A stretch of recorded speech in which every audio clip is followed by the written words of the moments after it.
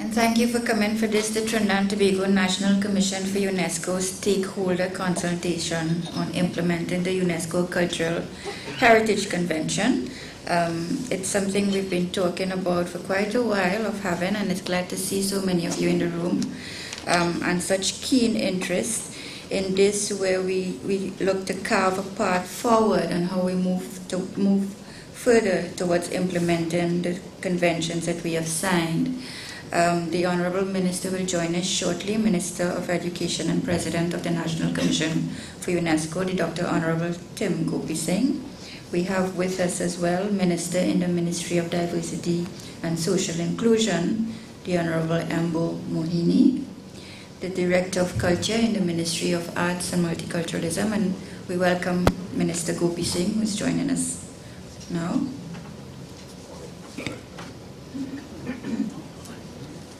And he's decided to sit on the floor for the moment. Yes. Welcome, Minister. Minister is the President of the National Commission for UNESCO, and of course the Minister of Education.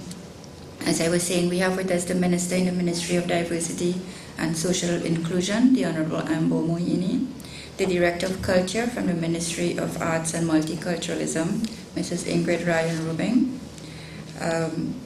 Ms. Himalchuli Gurung. She is the UNESCO Culture Specialist in the Kingston Cluster Office, and she's our special guest today. She will be sharing with us some of what the programs that are available to us as a member of the regional cluster for UNESCO. We have with us as well, and maybe with a quick show of hands, or you can tell me who we have represented in the room. We have members of the Trinidad and Tobago chapter of the International Committee on Monuments and Sites, / Citizens for Conservation. Is any of them here today? Yes. The Chair of the National Heritage Trust, Mr. Vel Lewis, and members of the Trust. We have members of the Board of the Trust as well. We have Mr. Roel Mitchell of the Historical Restoration Unit of the Ministry of Works and Infrastructure, and other members of your ministry, members of other state boards, and of course members of the National Commission for UNESCO, the Deputy Chair, Mrs. Avril Seung Chan, Mr. Iqbal Ali, Mr. Hirdal Iqbal, and Mrs. Maureen Manchuk. And Mrs. Leslie Daga as well, thank you. In addition, we have legal consultant, the Attorney General's Office here, members of the University of the West Indies, Freetown Foundation. So we had quite a list of invitees, simply because we saw this as a multi-stakeholder consultation. We wanted to get on board people who are working in different aspects of the culture sector to become acquainted with some of the programs and programs of the National Commission and of UNESCO itself, which is why we invited Ms. Gurung here. This has been a response to a request from a number of you who want to know more about what are in these conventions, and these are the 1972 Convention on the World Natural and Cultural Heritage, the 2001 Convention on the Underwater Cultural Heritage, the 2003 Convention on the Intangible Cultural Heritage, and the 2005 Convention on the Protection and Promotion of the Diversity of Cultural Expressions. Trinidad and Tobago signed these conventions in 2010 and the 1972 Convention in 2005. And by signing these, we became part of an international community, connected and empowered to take part in proactive measures to protect, promote, and when necessary, preserve the world's culture and the world's cultural resources. And often when we think of our role in the international community, we tend to think of it in terms of need and of deficiencies. But certainly when it comes to culture, we know that we really have much to share with this international community. Much of our experiences and skills and knowledge that have come out of the cultural evolution from the old world cultures of Native America, Africa, India, China, and other parts of the Far East, as well as in our own creation of new world cultures, and position us to take an exemplary position in the UNESCO system in terms of sharing what we call best practices from our end of the world. But of course, we are also here to recognize that there are gaps. There are gaps in our policy framework, there are gaps in the legal framework, there are gaps in the administrative frameworks, which need to be addressed, and we hope you will be sharing with us some of that, some of your best practice experiences, as well as some of the gaps that need to be filled while we carve a path forward in terms of recommendations. So today we will get a preliminary snapshot of some of this, and the Director of Culture, Mrs. Ingrid Ryan Rubin, will present what has been done so far in implementing the conventions. And Ms. Gurung will, of course, share with us some of the resources, technical and otherwise, that we can tap into through the UNESCO system. So without saying too much more, I would introduce the Deputy Chair of the National Commission for UNESCO, who will just take us through this morning's proceedings, Ms. Avril Suncha.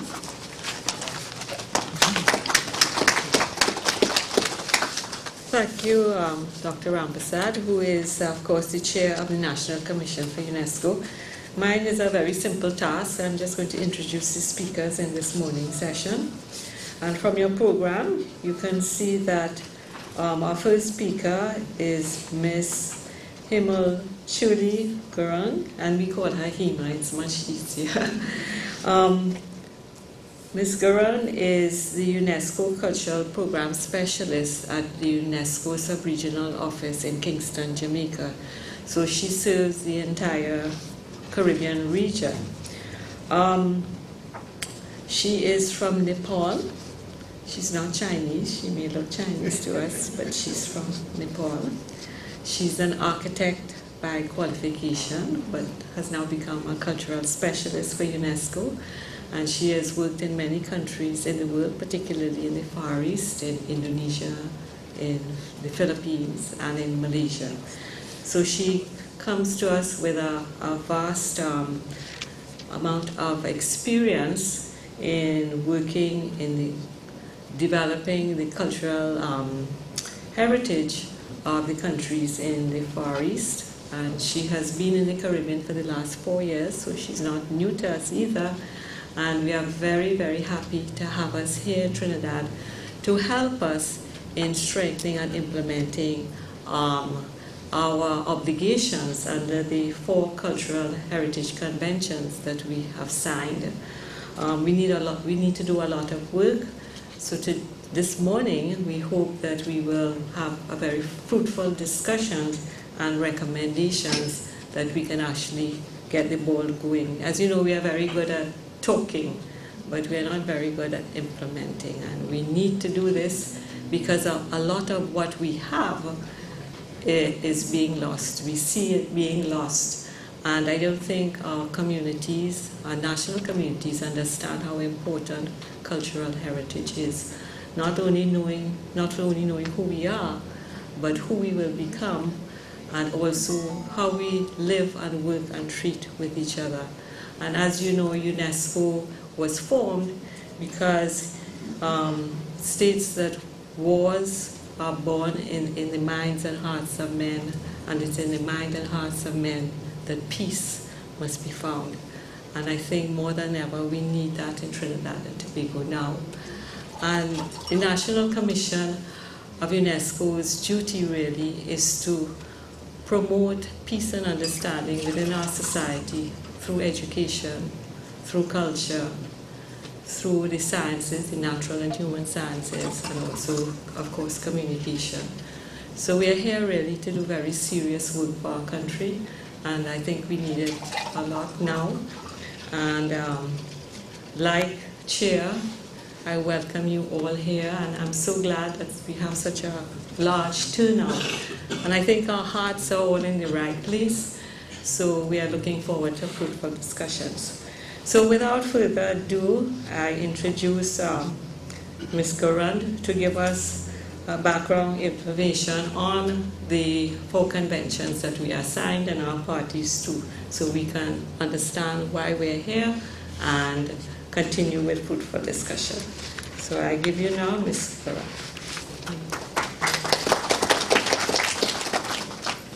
Thank you very much. A very good morning to all of you.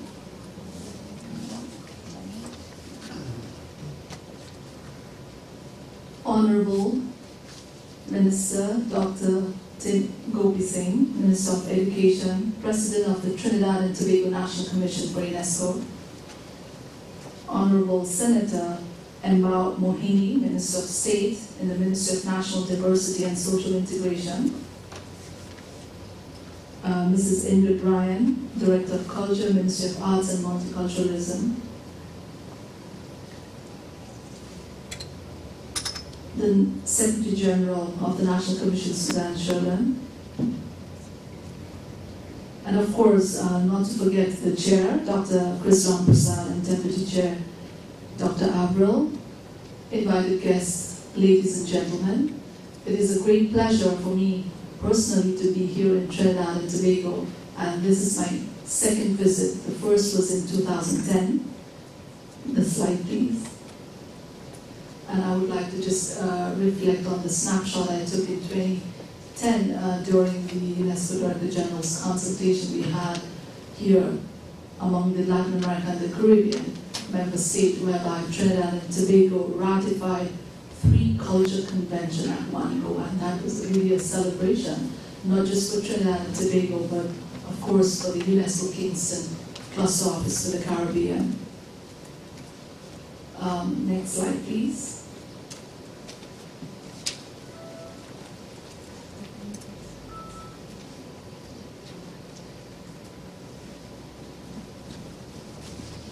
Can I just ask the members of the table who are not presenting, you could probably want to see this, some of the slides, so yes.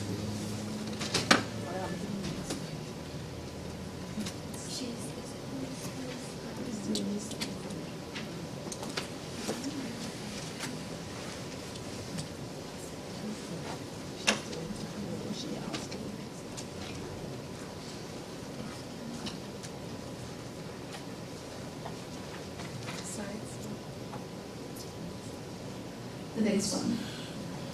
Okay, just to give you a quick rundown, UNESCO, we have 198 member states. We have 5 UNESCO sectors: education, natural science, social and human sciences, culture, communication, information, and most likely, pretty soon, these 5 sectors can emerge into 3, most likely.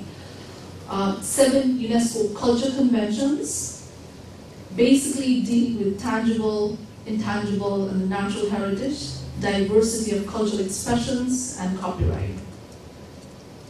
Next, I'm just giving you, I was told that I'm not going to go too much into technical details, which we will have maybe in the coming day or so, but today I'm going to just go very quickly on the key culture conventions, right? So I'm listing just the title of the 6th Culture Convention on property, cultural property in the event of armed conflict, illicit trafficking, protection of the world cultural and natural heritage, 1972, underwater cultural heritage, which is 2001, and 2003, the intangible cultural heritage, and 2005 on cultural diversity. I'm basically I've highlighted underline 2, which will be my focus today for discussions, because this is what we are really implementing, real field level activities project by UNESCO Kingston Cluster Office. The 1972 World Heritage Convention ratified by 119 member states, and Trinidad and Tobago had ratified this in 2005. All Caribbean member states, as I mentioned earlier, we cover 70 Caribbean countries. It's basically English and Dutch speaking, 13 member states and 4 associate member states. So out of these countries, we have only the Bahamas are yet to ratify the 1972 World Heritage Convention, likewise the other culture convention. Just a snapshot about what is World Heritage. It's conservation of immovable heritage, meaning it's the built heritage, right? It can be cultural, it can be natural, it can be mixed sites, as well as cultural landscape has been the focus in the recent past few years. It has to have outstanding universal value, authenticity and integrity are the main focus for this particular convention, World Heritage. Across the world, we have over 900 World Heritage sites around the world. Next slide, please. And we have 8 in the English and Dutch-speaking Caribbean, and the latest one being Bridgetown and its garrison in Barbados, which was announced last in June and officially celebrated with the presence of the UNESCO Director General in Bridgetown, Barbados in June 2012. And also coincidentally, I have put a photograph there. The Caribbean posters we launched on the same month in June 2012 in Kingston, Jamaica, with the presence of the Honorable Minister for Culture and Youth in Jamaica, together with His Excellency, the former Japanese Ambassador, Jamaica, Bahamas, and Belize.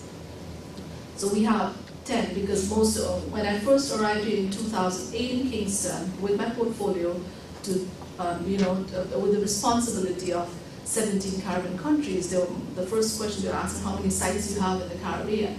And we had only 7 then, so we have added 1. So I'm very pleased to say we've added 1, and then there are like several upcoming for nomination in a couple of years to go. So that's a very quick snapshot, because I'm running. I have 3 more conventions to talk about, so I'm going very quick. The second, 2001, is the Convention on Underwater Cultural Heritage for the protection of underwater. So there's key words, they're using it, protection, safeguarding, so different words as I go on.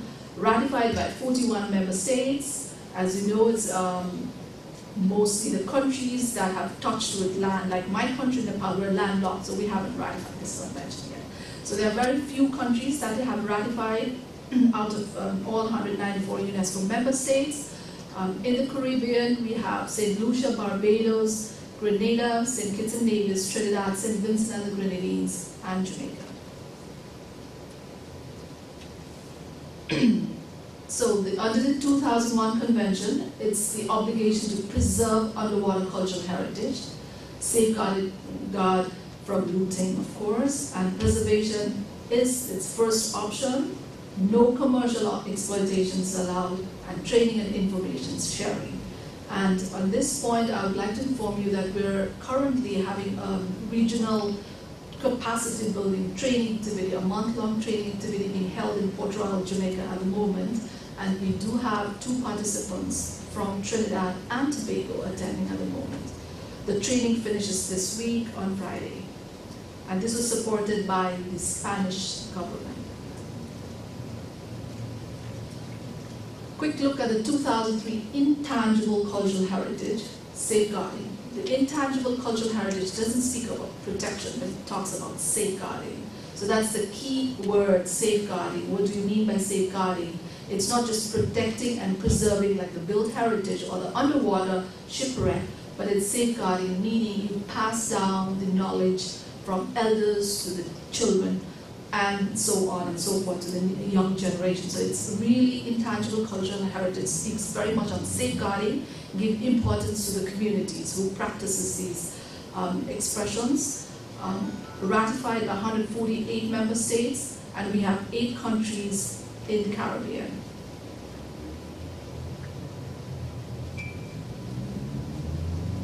Next slide. So as I said, when people, there's all this confusion because what is tangible and what is intangible? How do UNESCO define? So UNESCO define the intangible cultural heritage as expressions, skills, practices, and knowledge. And it could be also be belief system. It can be social or cultural. And communities define the values. So it's intangible, something you can feel it, but you can't touch it. Unlike the built heritage, the world heritage, these are monuments, these are built, immovable structures that you can see and you can touch. But intangible is something you feel, you cannot touch. So, and ICH can change. The difference between the built World Heritage Convention and the intangible cultural heritage is intangible cultural heritage changes over time, over practices. And we do have, similar to the World Heritage List, the Ice Age Intangible Cultural Heritage do have lists, and we have 20 elements on urgent safeguarding list and 232 on the representative list, okay, around the world. And you'll be surprised how many we have in the Caribbean.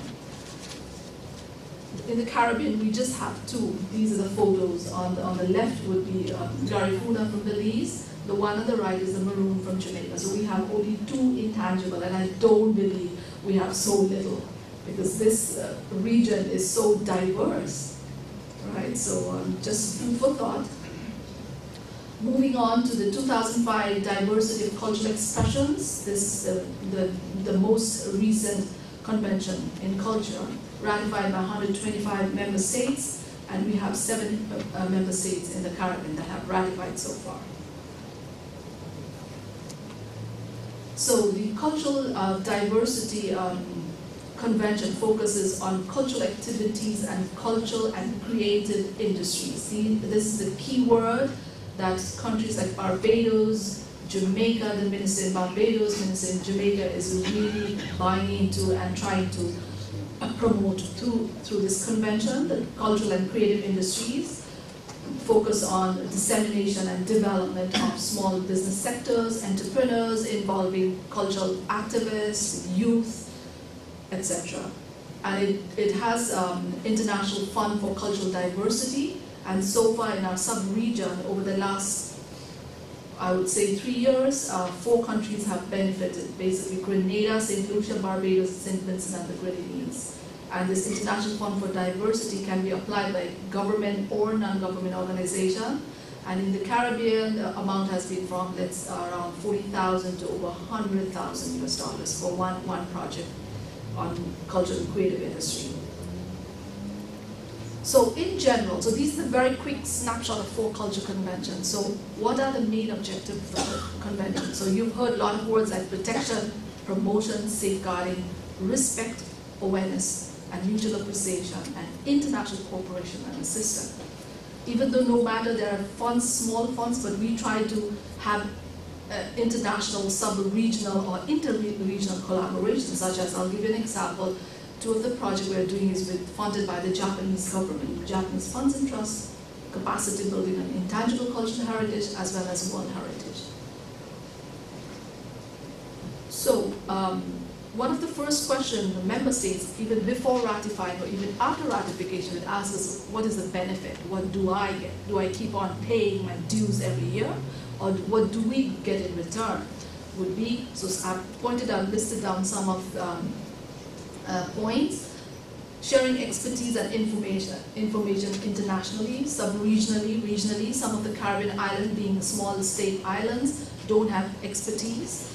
For instance, Antigua and Barbuda have only 1 archaeologist who's the Secretary of the National Commission. So most of the time he consults our office, and so we can provide him expertise, within, not necessarily from outside the region, but even within the region. For instance, Belize might have trained archaeologists who can go and help in Antigua, or from Barbados on World Heritage issues, because Barbados, through the University of West Indies, they've really built their capacity, particularly with the experience of Bridgetown World Heritage. It took them more than 4 years for the nomination dossier preparation. So this expertise can be utilized in other small island Caribbean states. So sharing of protection and safeguarding practices, accessing assistance from the fund. The World Heritage have World Heritage Fund, which can be accessible. There are details. They have a whole full website. From 5,000 goes up to emergency funding to 80,000 US dollars. We have Intangible Cultural Heritage have a basket funding, funded by, it's not just UNESCO's member states' annual contribution, but there are bilateral contributions that member state puts in. For instance, for World Heritage capacity building for SIDS, Japan has put about 1.2 million just for this 2 years, fiscal year, right? IFC is International Fund for Cultural Diversity. Again, that one has its own funding. And also nominating elements, World Heritage Sites, representative list, urgent safeguarding list, and representative list of the intangible, participating in the organs of the conventions, cooperating regionally and internationally. So far, The last 4 years, Barbados has been sitting in the World Heritage Committee at the international level at UNESCO.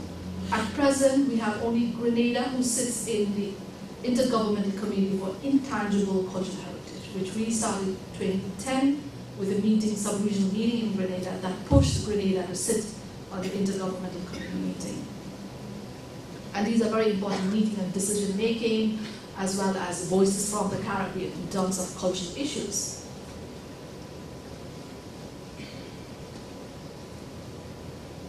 So very quickly, to give you an idea of what kind of activities through this convention, if you have ratified the convention, you can join hands with the other member states through the assistance, through the facilitation of Kingston Cluster Office or UNESCO headquarters in getting some extra budgetary funds, because as you know, UNESCO regular program funds are not big amount, whereas we can still access to extra budgetary funding. So I'm just giving you a quick, which is going on, 2 activities we have in the Caribbean funded by the Japanese government is Caribbean Training Capacity building for World Heritage nomination. This was the outcry when Barbados was sitting at World Heritage Committee meeting last 4 years. The complaint was there were not enough sites because World Heritage produced this map every year, and they were saying, why does the Caribbean have enough sites? We don't have enough representation. Whereas we have 17 countries, but then we have only 8 sites sitting there. So one of the requests from the committee was to build the capacity to train as many people as possible from the Caribbean small island states, so that more nominations would go up. And we've been fortunate to get some funding from the Japan Funds and Trusts. We had held a training, 2 weeks long training this year, June, in Kingston, Jamaica. And we're planning for a follow-up training in 2013 in Antigua, which is the follow-up training in helping and guiding the member state in preparing nomination dossier to be submitted to the World Heritage Committee. So basically that's it. That's on World Heritage. And the second project we have is safeguarding the intangible cultural heritage, focusing on 3 countries at the moment, but we will be expanding this in the coming years. At present, we have Belize, Jamaica, Trinidad and Tobago. The reason being Belize and Jamaica, they had ratified the convention way before, and they have 2 elements, but they don't have capacity. Not just the government, but even the experts don't know what are the do's and don'ts of the convention. But because these are heavy documents that you need really specialists to go through it. And likewise for Trinidad and Tobago, we thought it would be nice to have Trinidad and Tobago, since Trinidad was the most recent country to ratify with a commitment and 3 conventions at one go. We thought, okay, this would be a good approach. So we have had national consultation in Belize and Jamaica, and Trinidad and Tobago will be planned for 2013. And I hope we could have some discussions, through the National Commission, either this afternoon or tomorrow. So that gives a very quick snapshot on 4 of the UNESCO Culture Conventions. So if you have questions and questions, I would be more than happy. Thank you for your attention. Thank you very much, Hima. You have given us a lot to think about, I think. I don't know how many of you knew much about the conventions that we have ratified, but now we know a little bit more, and there are copies of each of these conventions in your packages.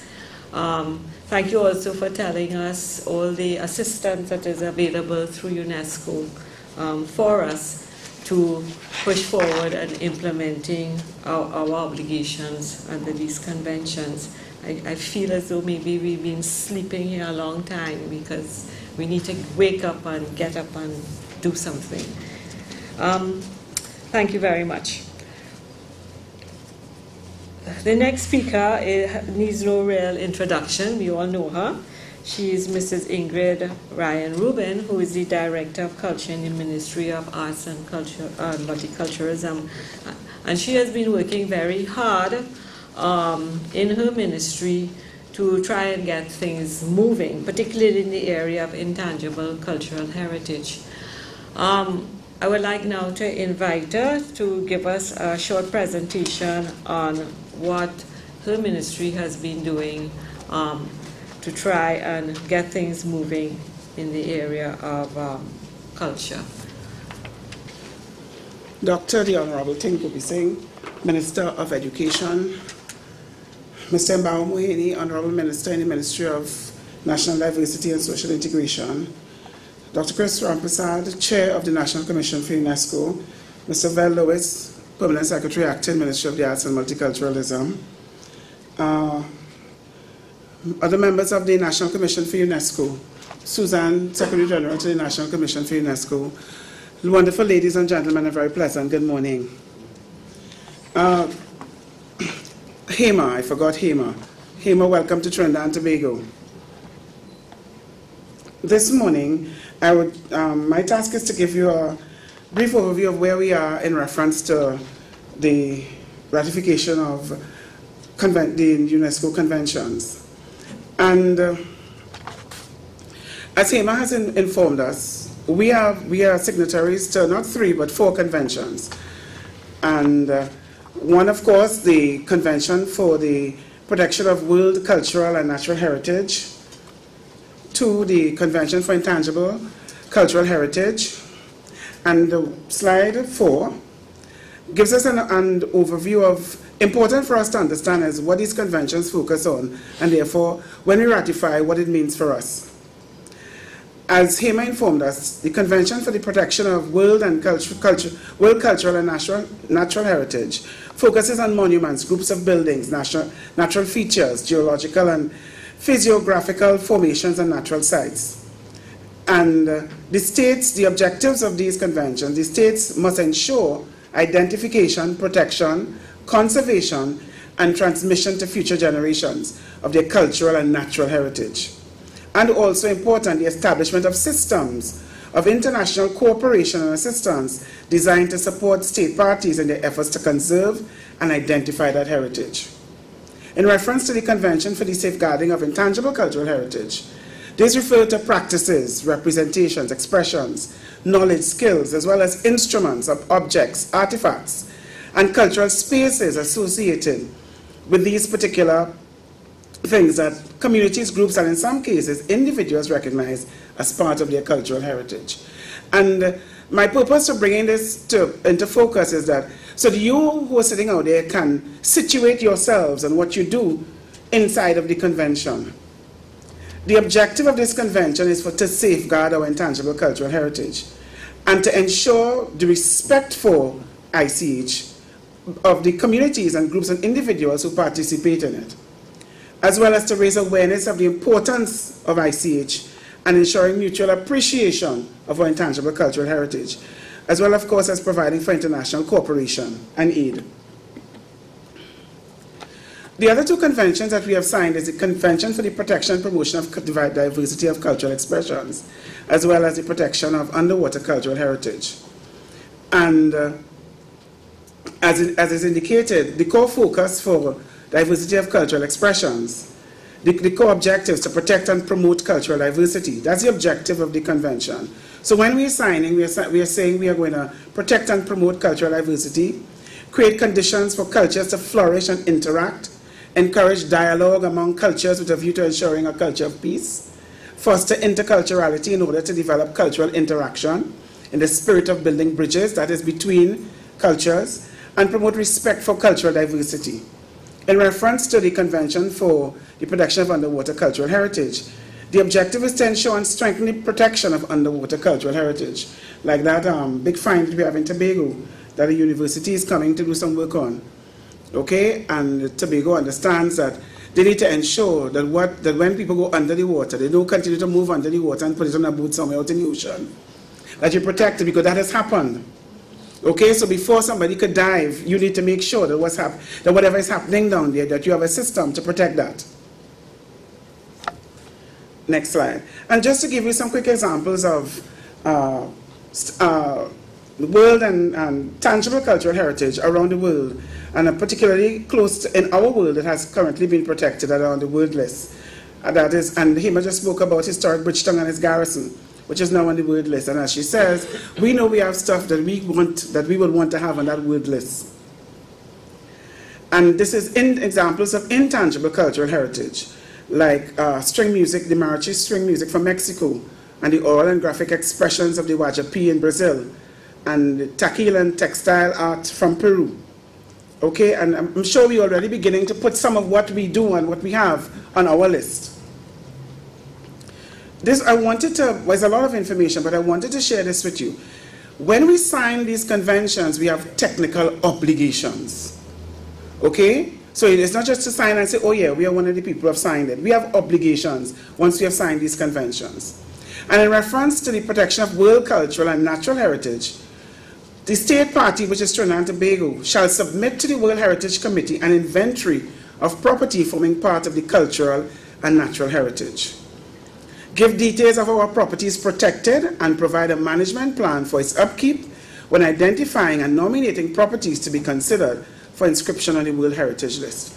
So that's one of our first ports of call. We must develop a national inventory. Okay? And that inventory, that's a critical step. Not only putting together the inventory, because while we might be busy to say, well, we could nominate this, they expect you to say, if you nominate it to the list, how are you going to protect it? How are you going to maintain it? Those systems are important, otherwise it can't be on a world list. Okay, because it may look this way today, and then if you're not doing anything for it, it might disappear tomorrow, as we have seen happen to some of our tangible cultural heritage. In reference to the Convention for the Safeguarding of Intangible Cultural Heritage, each state party shall draw up one or more inventories of the intangible cultural heritage present in its territory. Okay, of course, apart from other things, those are critical steps. Okay, those are obligations that we have once we have signed these conventions. In reference to the protection of and promotion of diversity of cultural expressions, the state party shall provide appropriate information in their reports, must report to UNESCO every 4 years on measures taken to protect and promote the diversity. Designate a point of contact responsible for information sharing in relation to this convention. Okay, and you see one thread running throughout the conventions. Whatever we do, once we identify, our next step is to put something in place to protect it, safeguard it, to ensure that we still have it, to ensure it remains pristine, to ensure that the knowledge is carried on to the next generation. And that is critical in any assessment of if anything we have nominated will get on any national list. It's critical that we show that.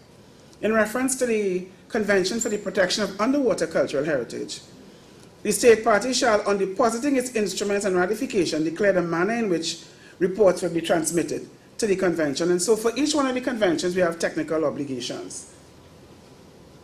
And so about our national inventories. We signed our conventions, and it was then necessary for us to begin to take the steps as outlined in the convention to ensure that we fulfill our technical obligations. And so we're going to be talking specifically about two. Mostly about the Convention for the Safeguarding of Intangible Cultural Heritage, and we'll make some reference to the Convention concerning the protection of world cultural and natural heritage. Recognizing the work we were called to do, those of us technocrats working at the Ministry of the Arts and Multiculturalism recognize that we have a significant role to play in implementing the Convention for Intangible Cultural Heritage.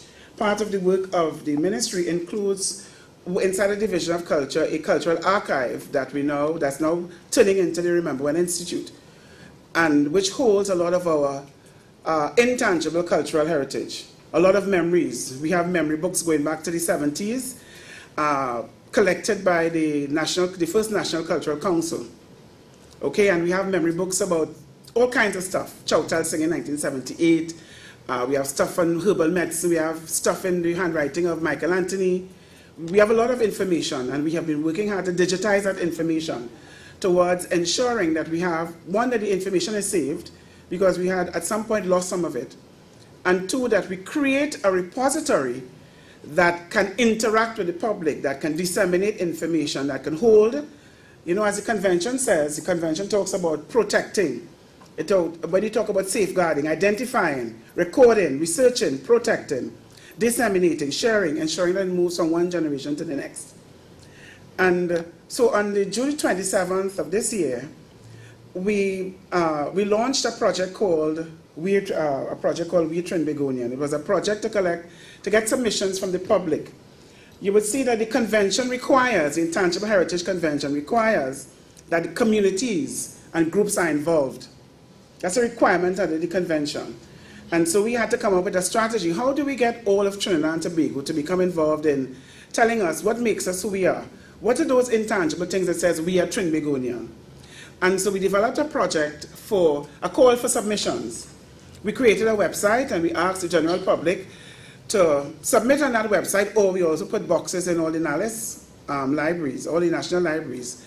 Tell us, what are those things you think make us who we are? Tell us about what you do. What is part of your cultural heritage? Okay? And in fact, when we did the call for submissions, we called for submissions for both the Convention on Intangible Cultural Heritage and the Convention World and Natural Heritage, World and Cultural Heritage, because at the time we weren't fully aware of what was of the list that was available. In fact, we were informed by the chair of the National Trust that there's currently a list of 200 properties that is on a national list. Since we had already made the call, we were interested in finding out if people are going to submit stuff that is currently not on the list for consideration. And so we wanted also to generate conscious recognition of those things that identify us as Trinbagonians, on the practices, activities, and spaces that define who we are as Trinidad, as Trinbagonians. And so we invited people to submit. This is the website that we created called the National on the Remember When Institute website, the National Inventories Project, and people were asked to submit. And in fact, by November 4, 2012, we had a total of 869 submissions. In reference to World Cultural and Natural Heritage, we had 382 submissions, and Intangible Cultural Heritage, we had 487 submissions. And submissions, we are still inviting people to continue to submit, because as Hima reported to us, that the Intangible Cultural Heritage list continues to change. Okay, as we continue to live our lives as Trinbagonians, we do new things. We become, and the more we become intercultural, the more new things are going to emerge.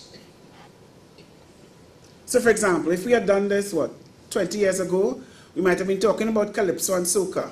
We might not have been talking about raga soca and chutney soca and chutney parang, and all those things are things that have come out of our experiences as Trinbagonians. So, but we really got about 1,000 entries. And we say congratulations to the public for hearing the cry, and some people got very excited when they began to recall some of the things that make us who we are. And these are some of the submissions we got for the World Heritage, the Tangible Cultural Heritage Convention, the Banuaris Trace site, of course, the Pitch Lake, Fort King George in Tobago.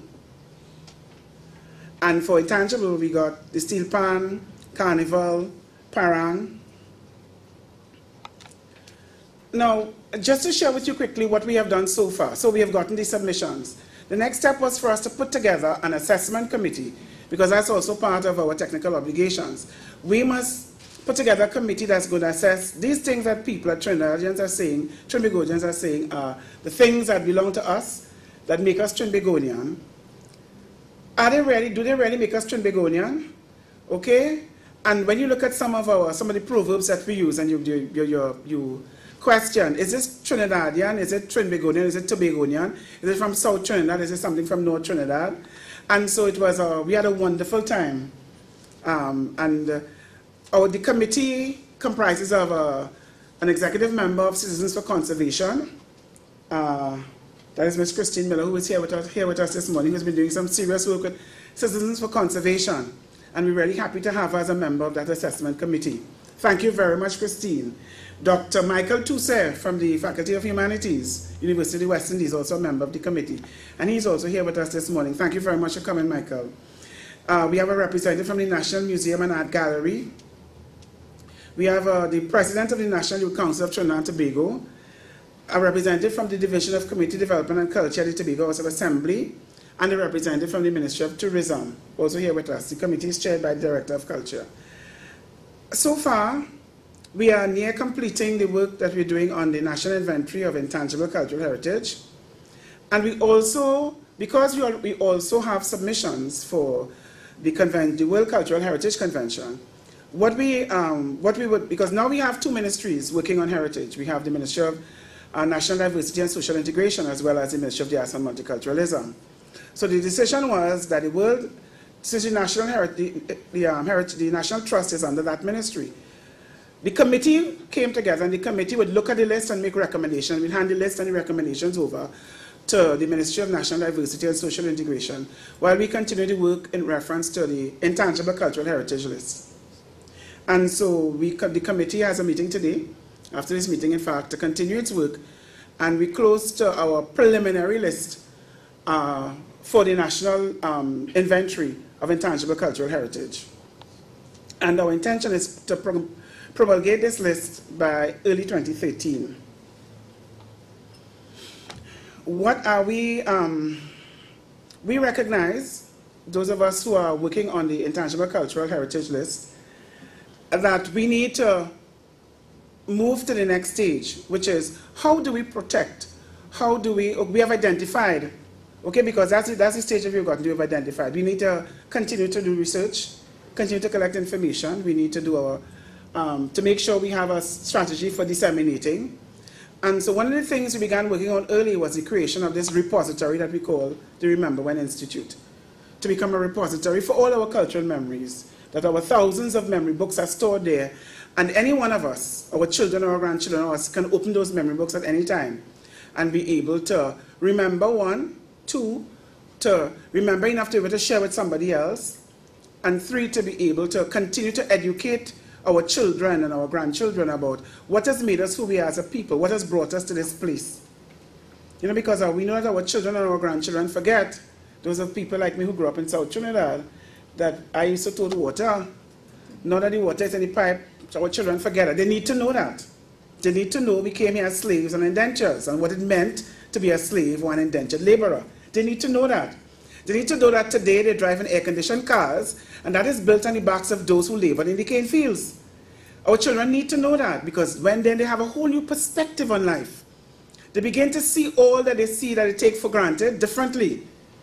They need to know that, and so that's why it is important for us to capture our memories. It's important for us. They must ask us, how did this survive?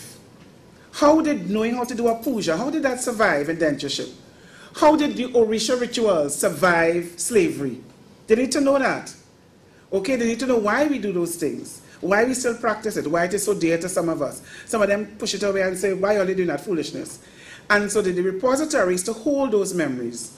And so in recognition of that, we are moving to full establishment of the Remember When Institute, so as to ensure, one, continued research and capture of our ICH for present and future generations. Further development of the information dissemination and education strategies. Further development and extension of our exhibition portfolio, which includes, some of you may have experienced part of the exhibition portfolio in reference to the work we have been doing at the Ministry of the Arts. We have a large exhibit in the atrium of the Piaco Airport that one captures our 50 years of independence of Trinidad and Tobago, as well as the evolution of the steel pan. And if you haven't, you need to go and see it. And you need to take your children and grandchildren to see it. I say to people, when you experience the evolution of the steel pan, you know how it came, then your children will know, all of us who are Trinbagonians, that genius runs in our veins. Because we did that as a people. It didn't happen anywhere else, it happened in Trinidad and Tobago. It's because of the circumstances, because of all of us coming together. That is what emerged out of our coming together. We need to know that.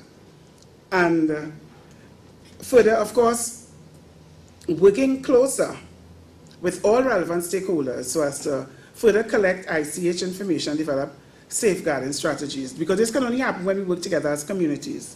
That's the only way we can ensure that the things that have made us who we are as Trinbagonians will continue to stay with us. That's the only way. Thank you very much, ladies and gentlemen. Invite the Honorable Minister of Education and the President of the National Commission for UNESCO to give us an address and to declare this consultation open. Thank you.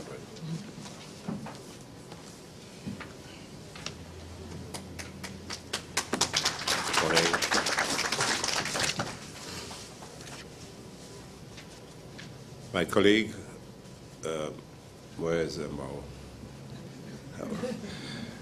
Minister of State in the Ministry of National Diversity and Social Integration, Mr. Mbao Mohini, Dr. Chris Rampasad, Chair of the National Commission for UNESCO, and distinguished directors of the Commission of UNESCO, many of whom are here this morning with us. Dr. Avril Seong Chan, Deputy Chair of UNESCO, that's the Trinidad and Tobago National Commission, and of course our Secretary General, Ms. Susan Sherland, our guest from Jamaica, you all call her Hima, so I'll pronounce it Himalchuli Gurung, yes, UNESCO Cultural Programme Specialist from the UNESCO Office for the Caribbean in Jamaica, Mrs. Ingrid Ryan Ruben, Director of Culture, Ministry of Arts and Multiculturalism, all UNESCO staff members. I understand there are a number of special invitees here this morning from different organizations and associations. Welcome, distinguished ladies and gentlemen, members of the media. A very pleasant good morning to all. And I thought that it was important for me in my busy schedule to be here with you this morning because I consider it a very important event. And so I feel very honored in my capacity as President of the National Commission for UNESCO to welcome all of you to this National Stakeholder Consultation on the UNESCO's Cultural Heritage Conventions. Your discussions this morning would be critically important, for they will hopefully achieve a way forward for this very important body that we are all part of. Important for the promotion and preservation of the individual cultural traditions and wider heritage of our countries. These are significantly necessary for our own national preservation in a world increasingly drawn together by globalization, where tolerance and understanding of people and their varying traditions are our only hope for peace. In a demonstration of our commitment to these fundamental tenets of UNESCO, and indeed democracy and world harmony, the People's Partnership Government, in which I proudly serve, signed 3 conventions 1 month after taking office in June 10th. And I saw Hema had a slide of it this morning in her presentation. The Convention on the Diversity of Cultural Expressions 2005, the Convention on Intangible Cultural Heritage 2003, and the Convention on Underwater Cultural Heritage 2001. In addition to this, a decade ago, Trinidad and Tobago signed the Convention on World Natural and Cultural Sites 1972. And this year, following our representation and attendance at the UNESCO's General Assembly, I believe it's the first time a minister attended the UNESCO General Assembly. That's when I attended. I'm informed, among other benefits, 3 sites were admitted to the tentative list. We also coordinated Caribbean support for election of Barbados. As chair of the World Heritage Committee, Ms. Alexandra Cummings. And Trinidad and Tobago has been very instrumental in UNESCO over the last 2.5 years to have a number of Caribbean citizens on some of the world committees of UNESCO. I believe we supported Susan, we supported Barbados again in another one of the President's Council, a member of the President's Council, and that we had to establish. I had to lead the way for the Caribbean to be part of that when we had the Latin American countries to deal with. And I was able to influence a number of Latin American countries to vote for Barbados at that meeting where the GRULAC group were assembled to put forward 2 candidates I remember that distinctly last year. I'm also informed that much preparatory work needs to be done for these sites to meet UNESCO standards to be admitted on the World Heritage Sites. When Cabinet appointed the new board for 2011 to 2014, as President, I mandated that the Commission look towards moving the national community towards implementing these conventions.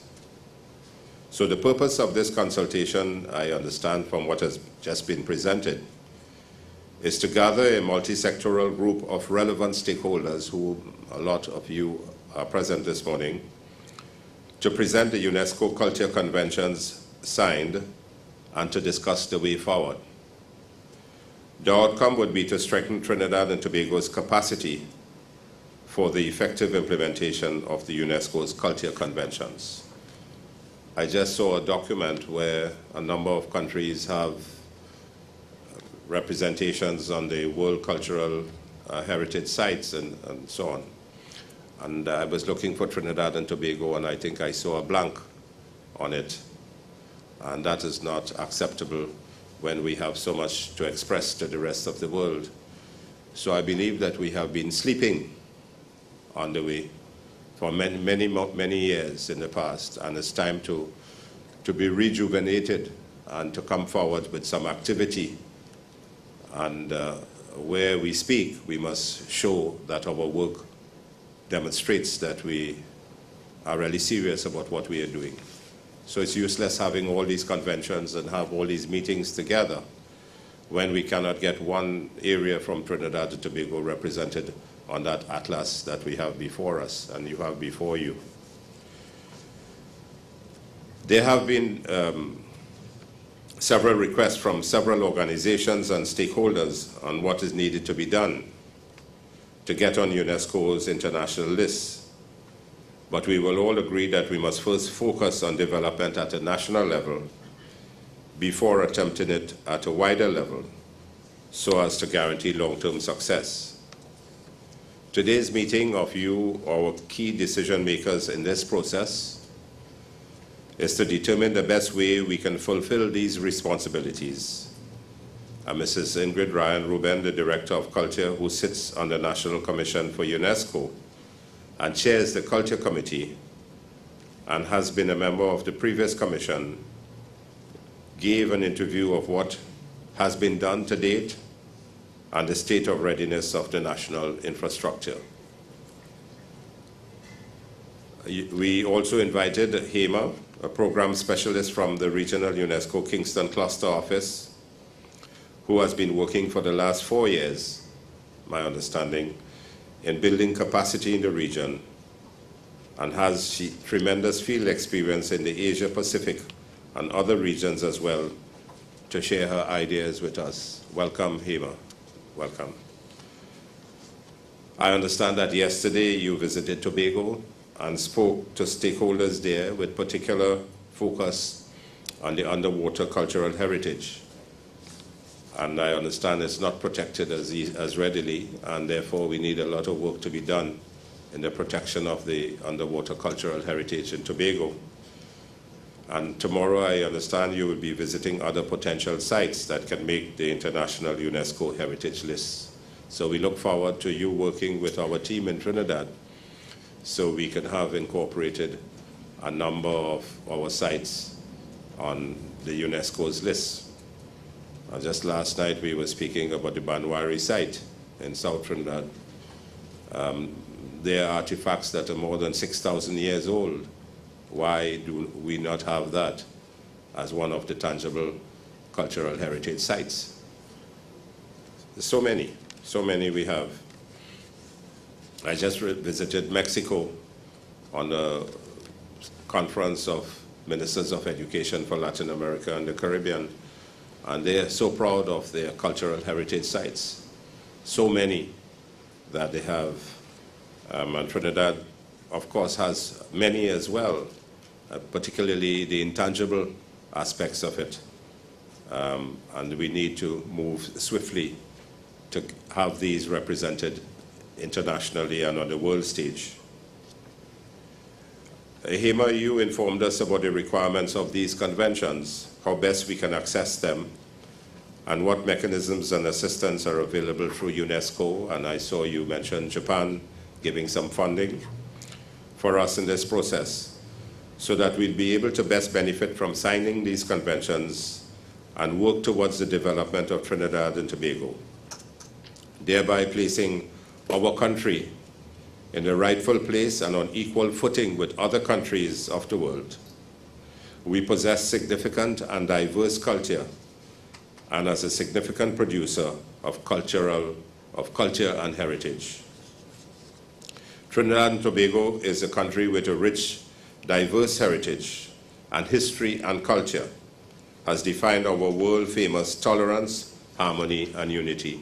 In fact, we are a model country to the rest of the world in our plural society, where there is tremendous respect and tolerance and harmony in our multicultural, multi-ethnic, and our very plural society.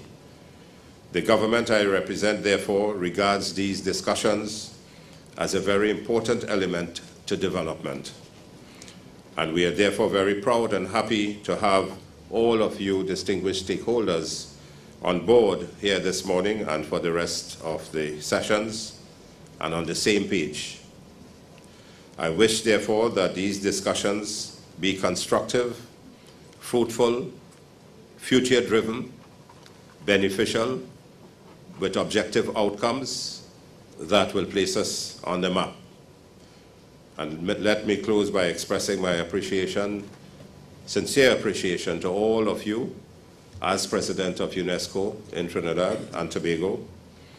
I appreciate all your efforts, your presence here this morning in advance for your tremendous work that you will share this morning and in service to our country.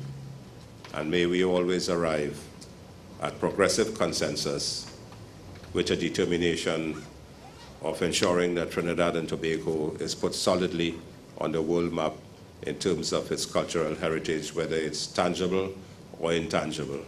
Thank you very much, ladies and gentlemen, and I formally declare this session open. Thank you.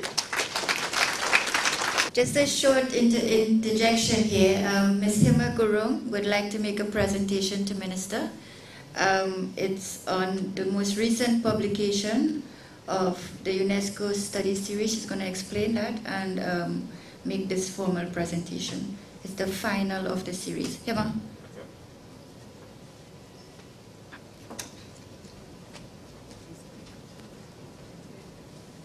Mr. Minister, please allow me to say a few words about the publication. The publication that I will be presenting to the Honorable Minister is the UNESCO publication called the General History of the Caribbean series. This comes in 6 volumes, and this is the final volume, volume 4, final volume, which completes the series. And this has been my work for the last 4 years in the Caribbean. Wow. And we have our scientific chairperson of the scientific drafting committee is Sir Roy Auger, who resides in Jamaica, and this was officially launched just 2 weeks before by the Minister of Youth and Culture in Jamaica. So I'm very pleased, Honourable Minister, allow me to present this on behalf of UNESCO. Thank you very much. Thank you very much. I accept it on all your behalf. And this is to be shared probably in Alice libraries. Yes. If we can get some copies. Yes. NatCom has another one. All right, okay.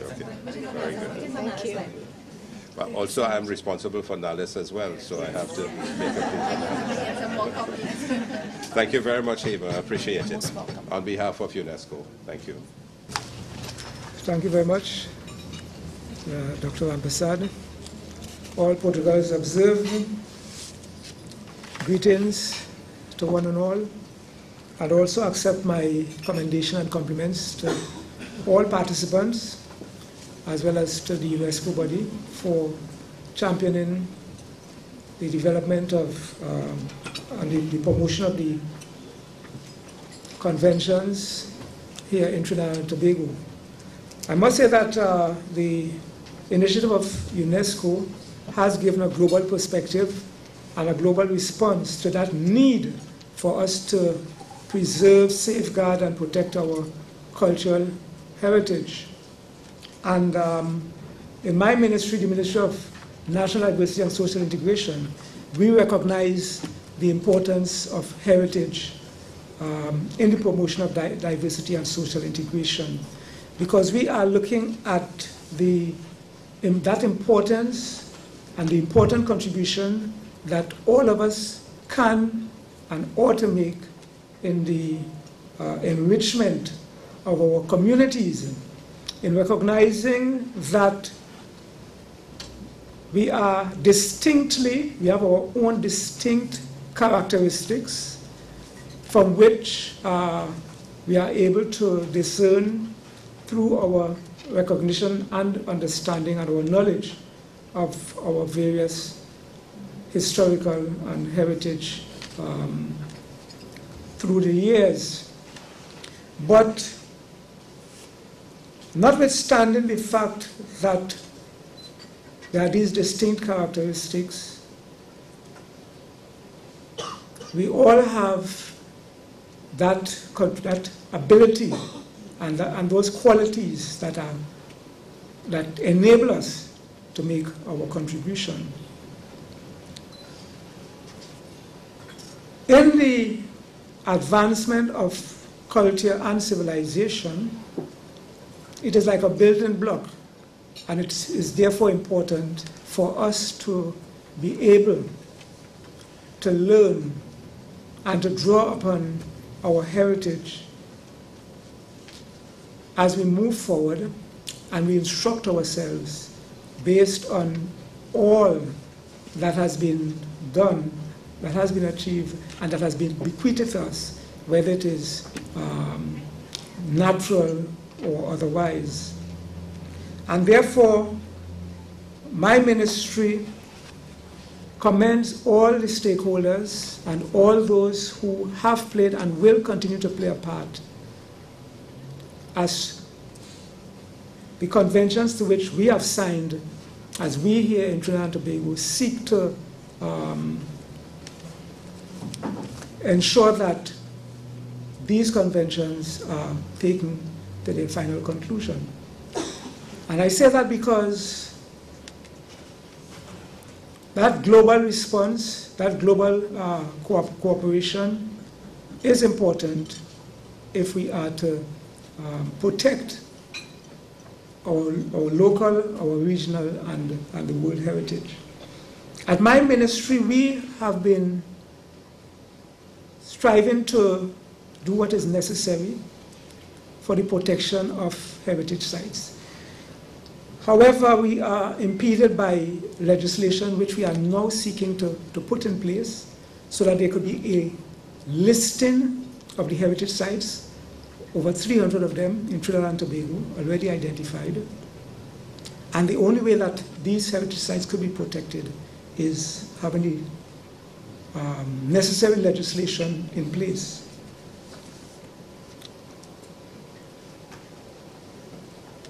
We are also in the process of beginning the necessary research for the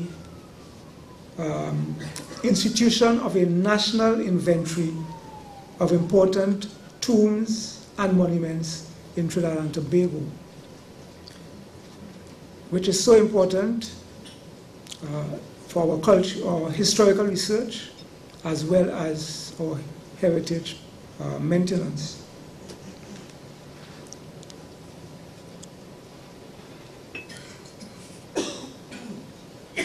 The preservation of our heritage and culture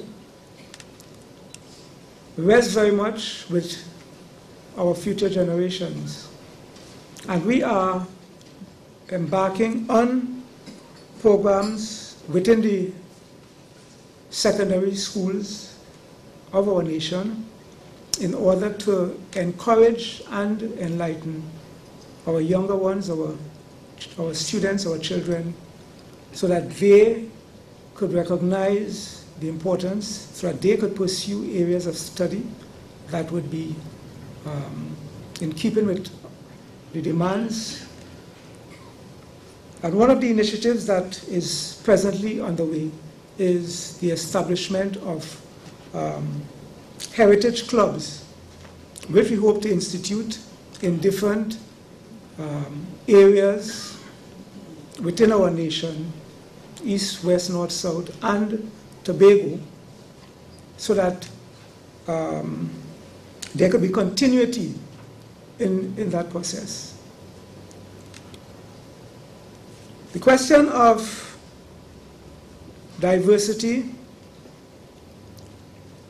is something that our ministry has been given the responsibility to carry out that mandate of the People's Partnership Government for the recognition and embracing of the richness and beauty of the great diversity of Trinidad and Tobago. But we are going beyond diversity in terms of ethnicity, religion, or culture. We need to recognize that diversity arises not simply on the basis of these factors, but also in keeping with the fact that all of us would have come from different regions, would have had different experiences, would have been socialized differently, would have come from different family backgrounds, and therefore our socialization would automatically be different. In that sense, we are all differently abled. And it is important for us to recognize that difference and that distinctness as we strive to draw upon our experiences, our culture, our history, our heritage, in order to achieve greater cohesion and greater harmony in the building of our nation. Today, 50 years after independence, we have a great opportunity to reflect on where we have been, but also to renew our commitment to maintaining and to handling on those experiences, those challenges, recognizing where we have gone wrong, where we have excelled, and utilizing it for the benefit of our nation and our region. So once again, I commend all stakeholders and all participants. We have lost a lot over the years in terms of our heritage.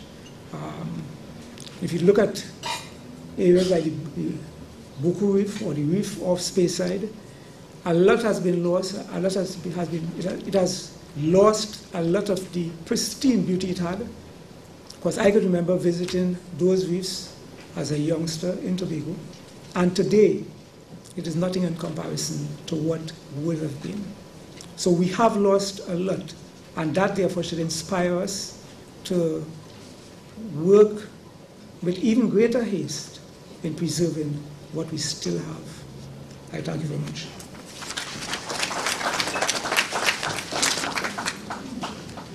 Thank you, Minister. If I might just recap, some of it's been coming at us at various directions and bits and pieces, but basically what we've identified as some of the gaps and things that need to be done is in terms of, well, policy related, certainly review of the current draft cultural policy to see how much is in keeping with the requirements of our commitments under the convention. As well as to look at other policies that are going to have bearing on implementation, and some of which would include policies like education, trade, environment, forestry, fisheries, and I'm going to, just after I just recap here, ask you just to briefly introduce yourselves, because we do have, I think, a fairly broad cross-section of stakeholders in the room, and it'll be nice if we get to know each other a little bit. Okay, so first, the policy element of, certainly there are some gaps in there. the legislative and regulatory framework as well. Yesterday in our meeting with the Tobago House of Assembly, we were very, very heartened to in fact hear that they were very concerned also by the potential fall off that might happen if we don't get the legislative framework in place with new and renewed attention to Tobago's heritage resources, particularly those underwater. So they're pretty much on board with us as well and have committed to working with us in this direction to help define some sort of legislative agenda that will suit not just Tobago, but of course certainly Trinidad and Tobago. We've been hearing about the national list, and certainly there has been a lot of work going on in terms of preparing the national inventories and the national lists. There needs to be some kind of amalgamation. We are aware of that. So maybe in terms of when we cast our questions, our comments, we can have some suggestions on how we do that. Research, education. We've heard some. Yes, we are in fact doing many of the elements, as I keep saying, many of the things that need to be done. Is just somehow we're not doing it in a very coordinated fashion. And we hope that out of this we get that kind of coordinated sense of direction. So I would now quickly, just very, very quickly, one line, name and your organization and position, just so that we know who's in the room, and then we'll take questions for Ms. Gurung. Yes, we can start at the end here.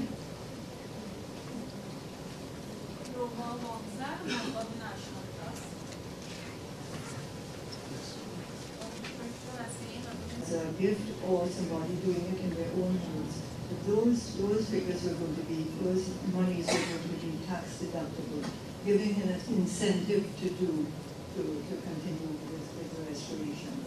There were lots of bits and pieces because when we did our act, we had contacted the British, which is known as the National Trust. Because I went to we got from the different islands, we got from Australia, we got from Canada. And we sifted it through with the help of two legal minds, Mr. Gurung and who did a lot of work and made it fit into our own needs. So quite a bit of it has been changed, and that is what is written there. And I would suggest we read it and bring it into a more, as Calvin said, a stronger act. Thank you, Christine. Yes, do we have anyone else? Does anyone have any questions for Ms. Gurung? Yes, Karen. I just wondered, you keep talking about a list of 300 potential sites. Where does that list reside now, and what is the plan to move that list of the Okay, from my understanding, and then I'll move it to Mrs. Ryan Rubin, write up something or research something, but it is not convergent. There's no organization. And this is one of the reasons I'm really looking forward to this new ministry doing exactly that, because that is what we need. Thank you.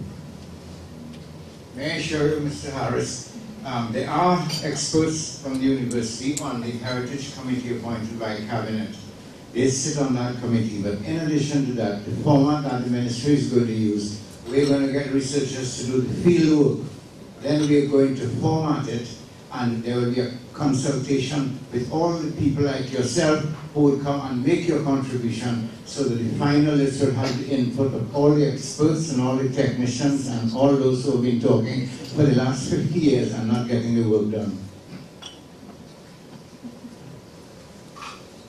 Yes. Because there's no management structure once restoration has taken place. There's no management and maintenance structure for these properties. So we are working on that as well. If I may take the discussion to the center of the room. The minister wants to say something. I just want to make one statement, because there is so much emphasis placed on the Magnificent Seven.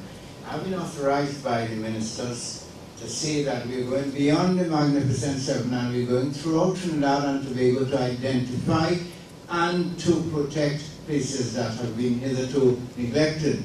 We have, as Chris will tell you, we have the Mayaro Post Office, we have the San Grande Post Office, we have the Manzanilla Post Office. There's a house in San Chiquito that was built by the Venezuelans in 19-something. And then, of course, Most importantly, there was another house at Manzanilla that was owned and occupied by a woman called Marikita Johnson. That person is the artist. She produced the oldest painting by what Jean-Michel Casabon had done. All of these things have been neglected in the past, and the thrust of the ministry is to move away from the Magnificent Seven, not leave them, but move away and get into the communities and develop all the heritage that lay and are being destroyed or being left unattended to. So we're moving into Trinidad and Tobago. We have Gangang, Sarah, Toom, etc. Okay, I'm going to get Minister to respond, and then Mrs. Ryan Rubin. And I also want Karen from the Ministry of Tourism to tell us a little bit of what you all have been doing as well, in relation to heritage tourism. Since I have the mic, I also want to add, can I just add one more thing point to the list? Shakashikari Island and all the buildings there are falling apart and people are pulling them to bits. And put that on the list for your ministry as well. It's on the list. All right, okay. And but I hope a lot of funding is going to go into all these projects, and maybe the private sector or joint funding and a lot of these. He said talk to the Minister about funding, so let's talk to the Minister about funding. No, I just want to make a comment on the question raised by Mr. Harris. Being so much a cutting-edge instrument in terms of the natural ability of people, but not having gone anywhere, or not having gone where it should have gone. And we have had these kinds of examples with respect to virtually so much of our culture. Because the problem with our culture is that it's a take-for-granted culture. That's a particular kind of culture. It happens so naturally, it exists so naturally, that what we do is carry on with it. It exists sometimes even though we don't try to do anything. It is the way we are.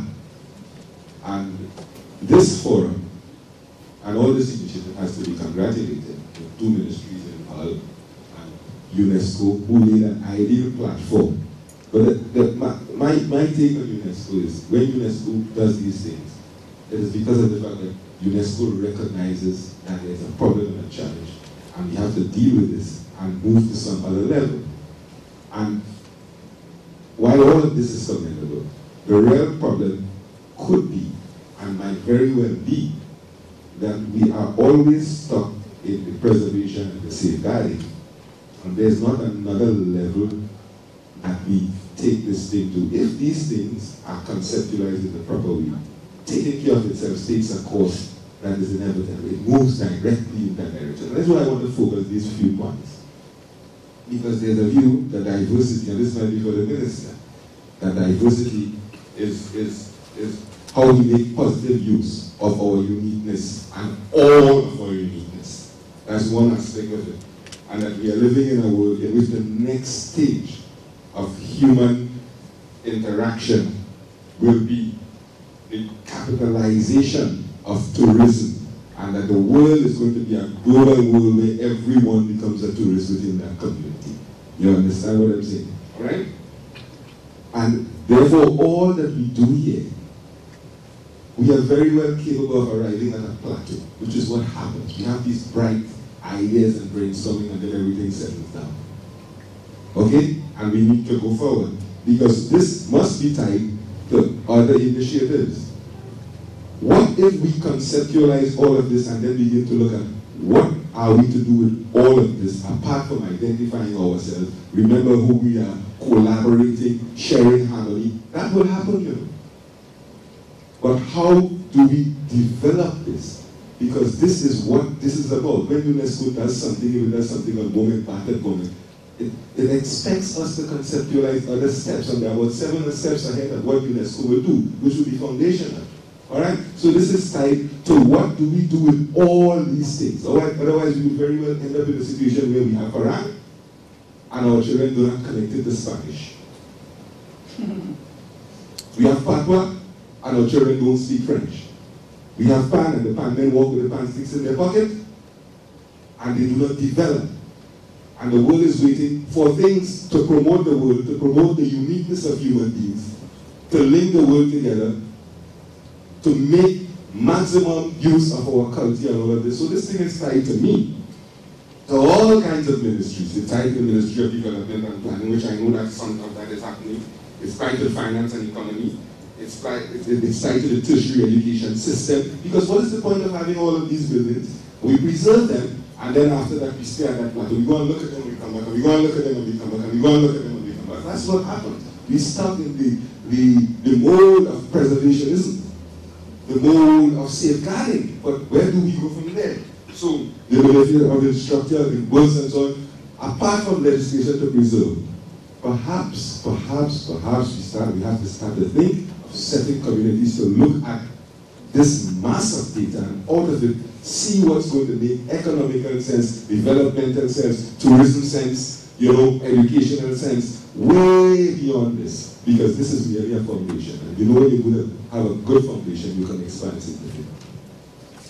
Yes, thank you very much. Right, so we've moved, and you've touched on all three. In fact, we've spoken about the cultural policy, the policy framework. It doesn't just include cultural policy, but in fact, as I was whispering to the Minister when he was sitting there, it's also educational policy and to look at how it speaks to what we're trying to accomplish. Certainly trade policy and taking outside the box foreign policy. Affinity to the creative art sector, the performing art sector, which a lot of us define as the culture sector, is that the people in the creative art sector have cornered the market on entertainment. They have invested a lot of money, and they have cornered it to the point where a lot of people in Trinidad and Tobago see effect as the most important thing they can engage in. So a lot of our young people get engaged in what we have defined in the culture division as the Fed vibe. If your event doesn't have a Fed vibe, you wouldn't get the crowd. And so we have been working hard to develop strategies for audience development, so that people understand that taking a walk is also entertainment. Going to a museum, going to an exhibition is also entertainment. And that entertainment doesn't have to be noisy and overpowering. It could be quiet, it could be sedate.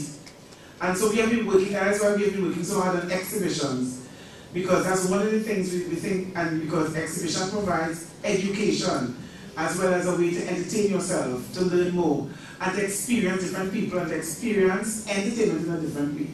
We have recognized that. What we need is partnership with all involved, and so what happens at carnival time does not become the way to celebrate.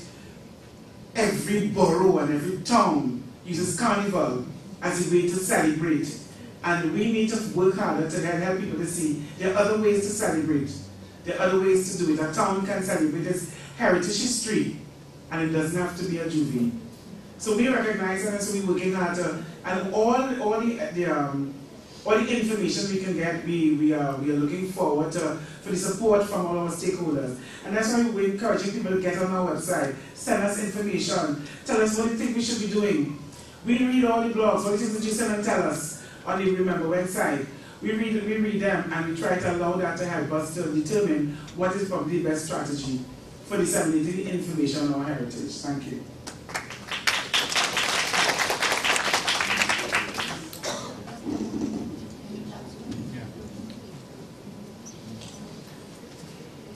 What I would like to say is that we need to pursue greater participation from a broader cross-section of our population. Dr. Tusen gave us some ideas in terms of broadening our horizons, because it is through that participation that more people are going to recognize and develop an appreciation for our heritage, and that appreciation and that recognition of the value is what is going to assist in developing the initiative and that compelling desire to preserve our heritage. When we recognize the value and we have that greater appreciation for that heritage in all its forms. Our heritage also includes old trees. People chop them down all over the place. We have beautiful saman trees and everything else, and they're just chopped down whenever you want to develop somewhere so that you can build a house. We need to look at that as well. Yes, when we talk about heritage, we talk about built cultural, natural heritage. Ms. Gurung, final words. Well, I'm just amazed by the rich diversity of Trinidad and Tobago and a diverse range of individuals and institutions for the good cause of heritage, both cultural and natural, exists. I'm just amazed. I'm sincerely, this is from the bottom of my heart.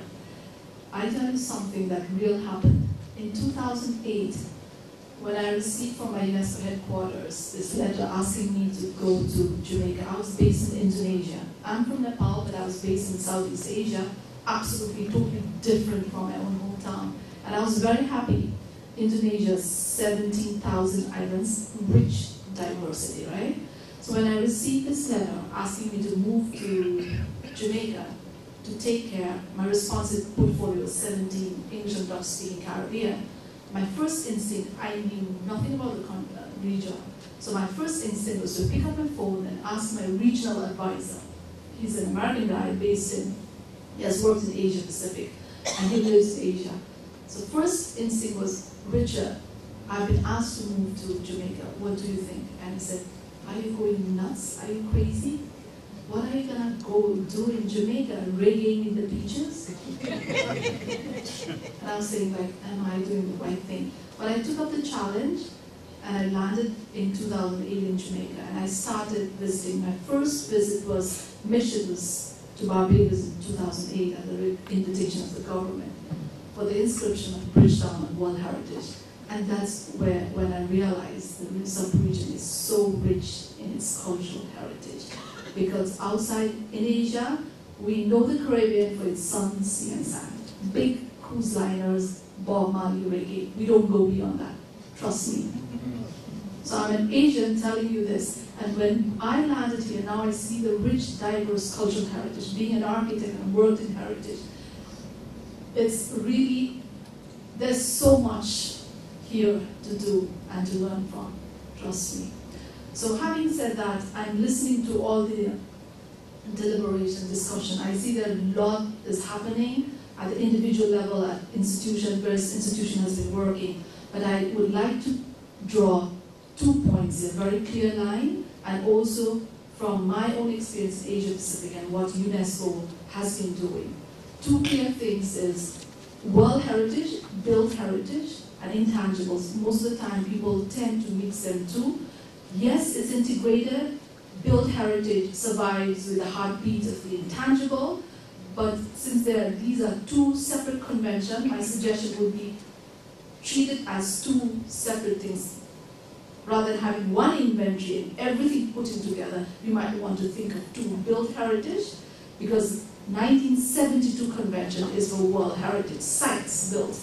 And then 2003 is intangible cultural heritage, that diversity. So that 2 needs to be separated. The other thing is for world heritage. My experience, our UNESCO experience in Asia Pacific is, as the gentleman rightly pointed out, when you talk about world heritage, it's not just culture. It's a cross-sectoral. You come finance, economic, forestry, environment, everything is into one. So you need to have a coordinating body. In the case of Indonesia, the National Commission facilitates a National World Heritage Committee where different line agencies, ministries, not to forget the universities, not to forget the private sector. There are NGOs where sometimes they even work more than governments are doing in some of these countries. So you need, my suggestion would be, it's a thought for you all to think and decide. I'm not saying this is the best practice, but there are cases where there's a National World Heritage Committee facilitated either by the National Commission or Ministry of Culture, but whereby you have a cross-sector sectors representing, and these committees coming together, because World Heritage is both culture and natural, and cultural landscape is a mixed site. So you have to have community representation, you have to have universities for documentation, because Ministry of Culture cannot go into the detail of documenting and research, because there's so many other institutions doing the same thing. So you need to have NGO representative, you need to have the university representative, you have to have a multi-sectoral National World Heritage Committee which can be facilitated by the National Commission. In some of the countries, the National Commission, some of the countries, the Ministry of Culture. That's one thing, okay? For World Heritage, I'm sharing this with you. Now, when it comes to intangible cultural heritage, which is relatively new compared to the 1972 convention, this is 2003, one of the key priority obligation of a member state is look at your national inventory, coming up with a national inventory. This does not mean, the convention doesn't say you have to have one inventory. Existing, for instance, our experience in some of the Caribbean countries, you have many institutions doing the documentation. You have some documents in the Ministry of Culture, some are with your National Archives, library, museums, private sector, NGO. You have all kinds of national. You need to think about, we're not insisting you should have one national, you can have more than one inventory, as long as you have a coordinating mechanism. So when you're submitting, let's say, steel pan, which I don't know why it should not, if you're submitting steel pan to go in UNESCO Ice Age list, it has to be a consensus of the whole, it has to be a national consensus, right? So you can pick another one. So it doesn't mean whatever comes in national, one national, we are not saying this. It would be nice if you can have one national institution collecting everything, but if it's not possible, we are not insisting you should have only one. You just need to have a mechanism to bring all the institutions who are doing documenting, but when you submit to UNESCO, it has to be a national consensus. Okay, we agree 1, 2, 3, these are our priority, let's submit. Likewise. And this inventory doesn't need to be exhaustive at 1 year or 5 years. It keeps on changing. You can add up to 5 years, 10 years, intangibly evolves, it changes. So it's a non-stop, it's an ever-going cycle for intangible cultural heritage. So those are the two things that I would like to clearly mention. If there are any questions, others, I hope I made it clear. Thank you. Yes, thank you, Kema, and thank you, everyone. Just to wrap up quickly, you can quickly put up your hand if I didn't capture anything. I think the key thing that's coming out at us here is coordination, coordination, coordination. I am one of those people who believe that actually we have really done a lot of the groundwork in all these spheres and research in terms of different directions, in terms of identifying the elements. We know what the cultures are, we know where the communities are that practice them. We know we have done a lot of research is being done within Trinidad and outside of Trinidad. The problem really has been in terms of coordination, administratively, coordinating policy, coordinating the framework. We do have some legislation in place. Aaron mentioned some of them, Kenny mentioned some of them. We do have, so really we need to look at a mechanism where we can get some of that coordinated done. I do not think that we are so... Thank you to all participants who took your time out from your schedules, of course, to be here with us, especially our ministers, Dr. Gopi Singh and Senator Mohini. Thanks to Ms. Gurung for leaving Jamaica, coming via Grenada, because they've had a series of heritage workshops in the region. Belize was Grenada before this one, and now she's here quite tired, but she took her time to share with us all that she knows about the convention and her own personal experiences.